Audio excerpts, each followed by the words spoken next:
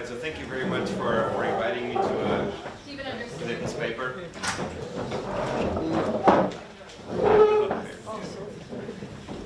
So this is my friend Anna Albuquerque, that's sitting right here, and I'm calling at Boston College, Bar-Ilan Carter, and a former BU student, Flora Dong, that's at Minnesota State University. So let me go straight to motivation of this paper. So we want to look back at one of the main assumptions, or one of the main results, I should say, of agency theory. And this main result is that firms that providing incentive pay as a way to reduce principal-agent conflicts have to incur costs because they're dealing with risk-averse managers that dislike risk. So they have to compensate them more for the increased incentives that they're forcing into the management compensation. And what we think is particularly interesting about this assumption is that this result actually comes almost exclusively from the participation constraint. So if you think about the setup of the standard moral hazard problem, I'll go into detail in a couple of slides, this result is going to come from the participation constraint. Okay? And so if you think about the participation constraint, there's going to be a limited set of assumptions that are going to be used to derive this result, and all else that goes into the model is kind of a bit extraneous to this result. And it helps generate other predictions from the model, like, for example, how compensation or pay for performance might vary with firm volatility, but doesn't necessarily help with this, or is not needed for this result. So we're calling it a fundamental hypothesis, but other people in the literature have highlighted its relevance, the relevance of the participation constraint, and the relevance of the participation constraint in particular to this result. So, our statement is not new. It's just the approach that we have to test this hypothesis that I think is new. Okay, it's also a fundamental result from agency theory because when people estimate models of CEO compensation, often enough, still as of today, the workhorse model that is usually used is a linear model that comes from Holmstrom, Milgram, and other people like that. That is in the background precisely this moral hazard setting. Okay, so there's some related literature. I just want to touch on two sets of literature here. So there's some earlier work that has looked at cross-country. Why do we see that U.S. CEOs are paid significantly more than CEOs in other countries? And one of the results is, if you take into account the risk associated with the incentives that they're being provided, that kind of covers the gap between, across countries, between what CEOs make in the U.S. and elsewhere. And so those are some early papers. That's kind of a different way to put the same question, and that's those papers did not have the advantage of the wealth of data that we have, in terms of contract information. And so we're going to explore that in our setting. And then there's also a related literature that deals with, as I was saying, pay for performance sensitivity and firm risk. Actually, the predictions of the model, of the standard moral hazard model, can have a positive sign on pay for performance sensitivity and firm risk, or negative sign. But whether there's a positive or negative sign on that relationship, the relationship between average pay and volatility that we're going to be studying, that still persists, independently of the relationship between firm risk and performance. All right, so let me move on. Let me just, kind of walk you through the steps of what exactly that we do. So if you take Grossman-Hart, then what you have is that, there's a principle, a shareholder, let's say, that's maximizing, net of pay operating profits, subject to an incentive compatibility constraint that I'm not writing down in this slide, and also subject to a participation constraint. And this participation constraint says that you want to make sure that whatever the agent gets in this contract is at least as good as what the agent could get under some alternative opportunity. And so the U bar here is some alternative opportunity. The U is the utility of the agent under the contract, the utility of the agent, and then W is the pay that the agent gets in the contract, and E is the effort provided by the agent. And so that's just the expected value of the utility of the agent being bigger than or equal to some alternative option. And you can see here what the assumptions are that we need for this result. You're going to need that this utility displays risk aversion, okay? And that's kind of the usual thing in these models, that you're trading the fact that the principal is risk neutral against the fact that the agent is risk averse. So, providing incentive is going to be costly in that way. Okay. And so you need there's some risk aversion over here. You need this participation constraint to be binding, and in the typical model, it's very conditions are very weak that you need for this participation constraint to be binding. So once you have that, in particular, I'm going to illustrate here what comes next using exponential utility and normal shocks a la Milgram. But basically, that allows me to calculate this expected value over here on this left-hand side. So using the Milgram setting, you get that what's on the left-hand side of that participation constraint is just basically a certain equivalent. You have, what utility do agents derive under the contract? Well, that utility depends on how much pay on average they get, but it also depends on how volatile that pay is. And once you start providing incentives, you increase the volatility. Provided these other things are here not moving too much, then if volatility increases, to keep this constraint binding, you have to increase pay to these agents, and that's why incentives are costly to the firm. Okay, so nothing new here, and so the hypothesis we're testing is that all else equal, conditional mean pay varies positively with conditional volatility pay. So this is a parallel to asset pricing models where people link expected returns to variance of returns. You're expected to earn higher returns if you're taking riskier positions. Okay, so that's kind of the similar parallel. The trade-off there is also given by risk aversion, much like the trade-off here is given by risk aversion. It comes from similar utility specifications, so it's very much the same thing. Clearly, what we're doing here is not testing anything causal. Okay, both of these things are determined in equilibrium simultaneously. Right? So it's not a causal relationship between these two things. It's a correlation that would arise, from the model. And that correlation here would be dictated by risk aversion. This gamma is a parameter of risk aversion. All right. So in terms of our empirical set, specification, so you take your participation constraint written in that form. This can be generalizable. If you have a general utility function, you can take a Taylor series approximation. You're still going to have a trade-off between mean returns and variance of returns. You might have other terms that have to do with skewness of pay and kurtosis of pay and so on and so forth. We can think of adding those things later on in the analysis as well. So the regression specification is you have on the left-hand side conditional mean pay. On the right-hand side, you have conditional variance of pay. And then you have things that could capture the cost of effort or changes in the value of outside opportunities, for example, right?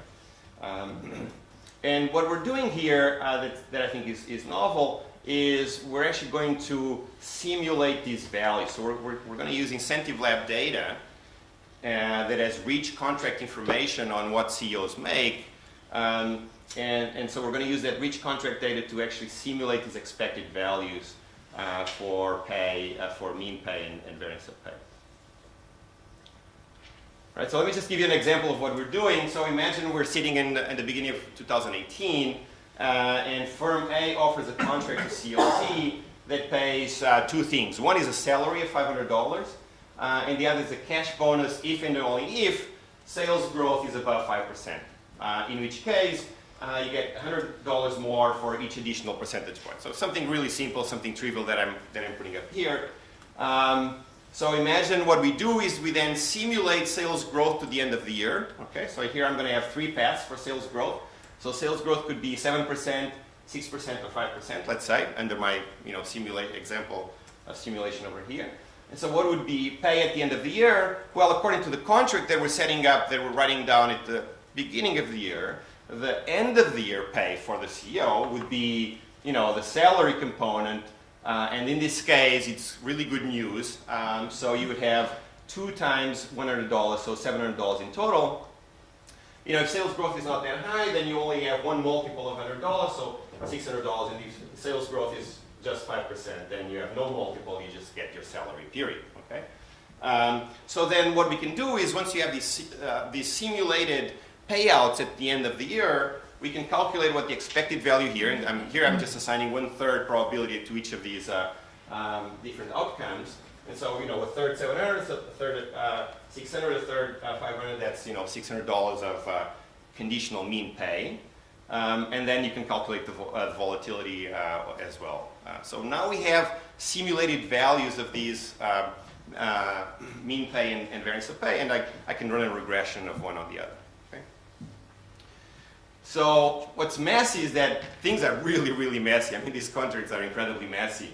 And it's taken us a couple of years to go through these, and Kevin just sent us a list of questions on that, probably sent us a list of questions yesterday, so it kept me awake until 2 o'clock in the morning just by looking at everything that he had to say. I mean, there's a lot of really good stuff in the things that, he probably won't be talking to you about those things, but I mean, they're useful to us.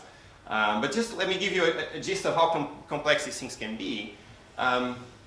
So a CEO could have, multiple grants in a year. So let's say a bonus grant, a restricted stock grant, and an options grant in any given year. Then, it could even have potentially multiple grants of each kind. So 2 bonus grants, for example, plus everything else. And then these grants may depend on the performance of the firm according to not just one metric, but maybe 2 metrics. Okay. So we would have to take into account simulate the very different metrics that will give rise to a particular payout at the end of the year. And then if there's multiple metrics, the payouts can be separable or non-separable, meaning you have to actually accomplish a particular outcome on both metrics to get paid, or you can just accomplish one metric and get paid based on that and not accomplish the other, for example. So we need to take into account that. Then there's multiple performance metrics across grants. So the performance metric according to which you're going to get a bonus pay could be different than the performance metric according to which you're going to get restricted stock, for example, and so on and so forth. And then these things change over time for the same firm and obviously across firms as well. So, it's very messy. So incentive lab data has data for about, kind of roughly speaking, the 750 largest firms. It's particularly rich data collection after 2006 when firms were required to disclose their compensation contracts. So that's what we're going to be using is data from 2006 onward. And then we're going to use CompuStat data, accounting data from CompuStat CRISP to kind of, and also price data to kind of have simulated paths for the different performance metrics so that we can calculate the simulated values. So we're going to do 10,000 simulations per grant, per metric for each firm year. So we're going to do, this is a massive simulation for each possible contract. And then we're going to, at the end of it is that we get some measures. If I were at the board meeting and I would be presented with a contract, the board could tell me, or the compensation consultants could tell me, after these 40 slides of compensation contract that you're watching, these are numbers that these slides translate into. Some average compensation that you think you might be getting, and some volatility associated with that compensation. Okay. All right, so just some numbers from this table. There's a lot of cleanup that we need to do. Part of that cleanup has to do with the fact that we can't just deal with everything. Okay, so our data is just of CEOs. Okay, so we chop everything that's not a CEO. And also, if there's relative performance in the contracts, we also chop that. Just because it's very messy to have to deal with who are the peers and what the particular performance metrics of the peers that we're benchmarking against, and so on and so forth. So we take out, and that's not trivial. We're actually taking out a lot of data points, maybe half of the data points from Incentive Lab. But that's a choice we have to make for this to be a reasonable exercise that we could accomplish in our lifetimes.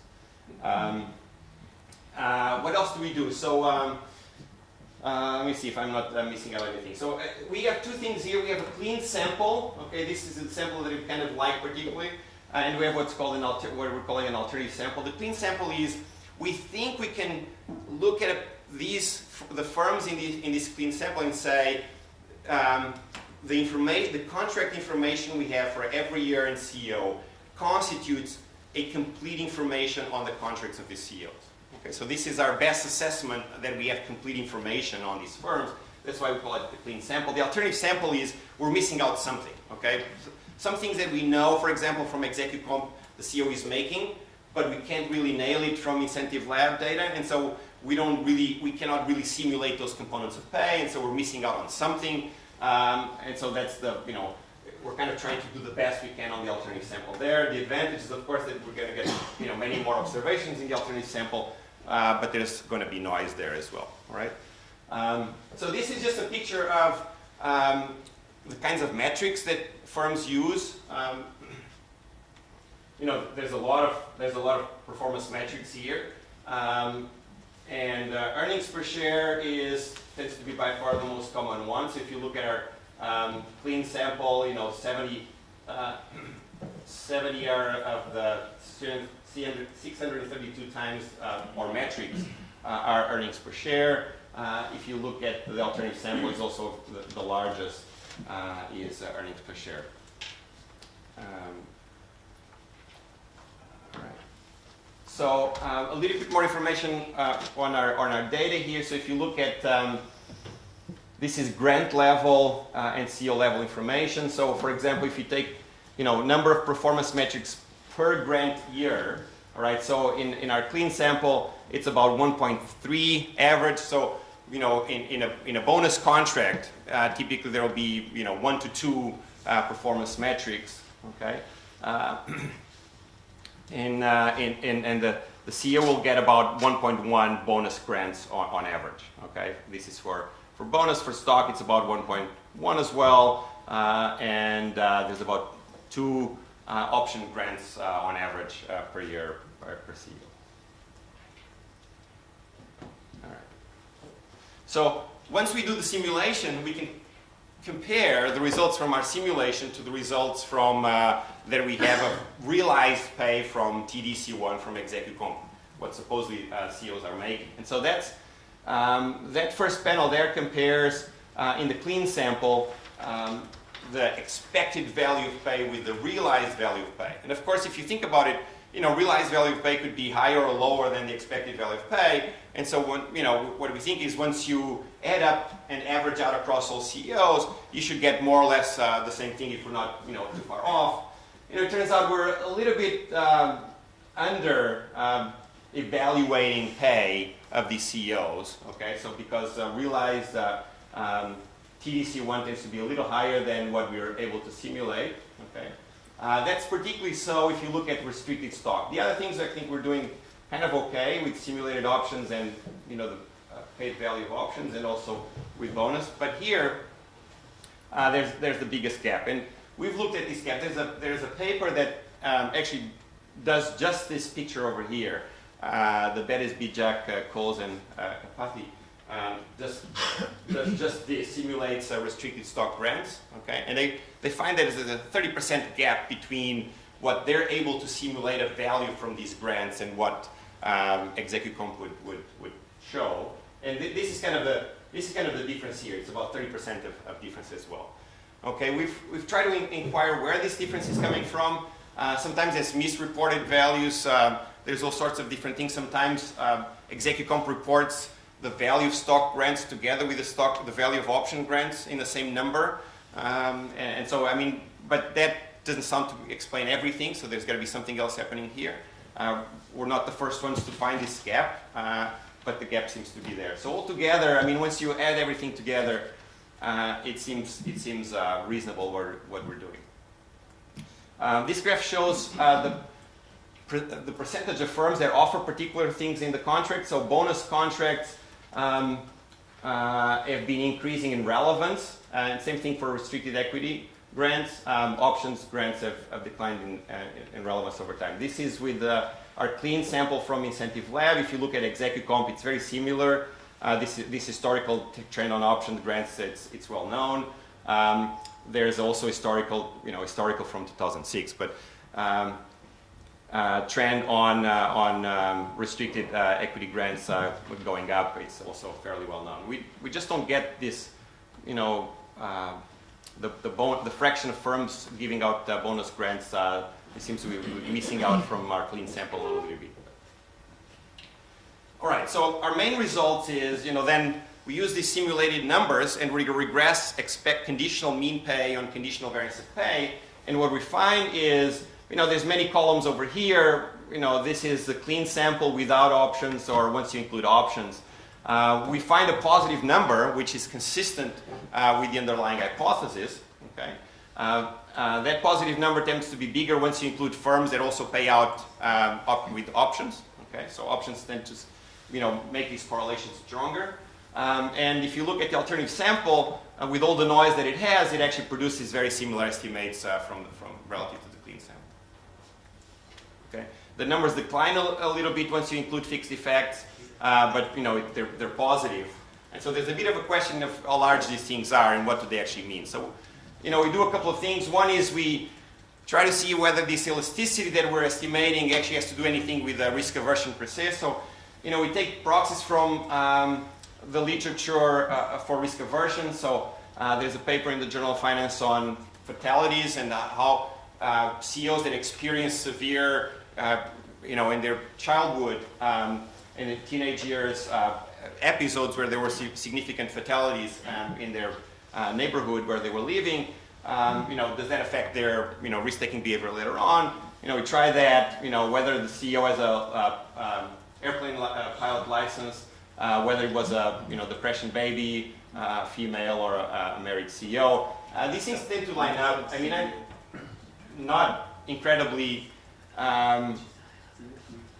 even for a t-stat that's bigger than 3, I'm not incredibly confident on these things, simply because, there's only 8 observations here for depression babies, CEO. So, there's, anyway, but they seem to line up with what we would expect it has to do with risk aversion. The point here is also that it doesn't really change much, the elasticity, okay? It's still significant, but it doesn't really change much. Okay, so what we do next is we say, okay, so how large is this elasticity, all right? There's a couple of ways that you can ask this question. You can convert this elasticity to a risk aversion coefficient, and a relative risk aversion coefficient that would come out of this would be 1. Okay, so we saw estimates of that already today from Kevin's paper. You might think that that's reasonable for CEOs, so that's too low. So that's whatever your prior is on that. So that's would be our estimate. Another way to think about this is, Kevin has a paper that looks at the growth in incentive pay, and there's a suggestion that most of the growth in pay for CEOs has been due to growth in incentive pay over the last 20 years or so. Okay, so we asked the question: suppose all of the growth was all of the variation in pay was due to variation in incentives. Okay, what would be the value of incentive pay implied by the elasticity that we estimate? And so pay at risk would be about 20 to 40%, depending on the exact number of the elasticity that we use. In fact, pay at risk is 75% in our data on average. Okay. So there's a significant gap, so it would seem to suggest that the elasticity that we're estimating is too low. Okay. So it may be that risk aversion has declined over time, giving rise to higher and higher levels of incentive pay. We run these regressions with Fama-Macbeth regressions. There's no significant difference in the elasticities over time, so this is still likely to be the case. And so the other possibility, there might be other possibilities. Maybe Kevin is going to help us out here. But another possibility is that there's too much incentive provision for the CEOs. Incentive provision that actually generates volatility, but it's not compensating them in terms of what they would require being risk-averse agents. Okay. And so this actually, is from the same paper. There's a claim that the IRS has contributed to this increase in incentive provision by keeping salaries at about $1 million and increasing compensation mostly by increasing incentive pay. And so then we tend to generate a lot of volatility in pay without subsequent increasing in pay. So this is, this would tear down a little bit on the usefulness of the Grossman-Hart model, I think. And today we also saw, that the diversification story doesn't seem to be playing much of a role, at least in the way that people think about it, early exercise of option. A consistent argument with what we're arguing over here. Okay, so we Of course, there's many extensions to the Grossman-Arden model. There's a lot of literature that came after that. And so we try to put in, proxies for several of these things to try to see if, once you account for those other effects, you change the value of the elasticity significantly. That does not seem to be the case. And then what we also do is we try two alternative measures of coming up with a measure of volatility of pay. One is this realized volatility that just uses historical volatility on pay contracts. Okay, and we can talk a little bit more about that at the break, perhaps. The results are very similar. And the other is we use an arch model. An arch model is actually something that's cool over here, because what the arch model does is the arch model has two equations, one for mean and one for volatility. And the arch in mean model, which is the volatility component actually enters the mean equation, which is this, is actually the ideal form of the specification that we would then use. So this has been used in other contexts, in other literatures. We can estimate this model for at least TDC1. This is not, you cannot read this as an elasticity, you have to transform this, but once you transform this into an elasticity, you actually get very similar numbers to what I showed you before. When you see your wealth, actually there's no effect here, but overall the message seems to be consistent across all these different ways of capturing this mean and variance trade-off. Okay, just to conclude, so this paper looks back at this fundamental hypothesis in the agency model that riskier pay packages require higher average pay. We find a positive elasticity that's consistent, but we think it's relatively small to give confidence and significant confidence to the model. One possible interpretation is that CEOs are over-incentivized, or they're saturated with incentives. And of course, looking at models that either introduce dynamics or introduce heterogeneity across CEOs or agents would be the next step on this literature. Thank you, Uri. Now we call Kevin.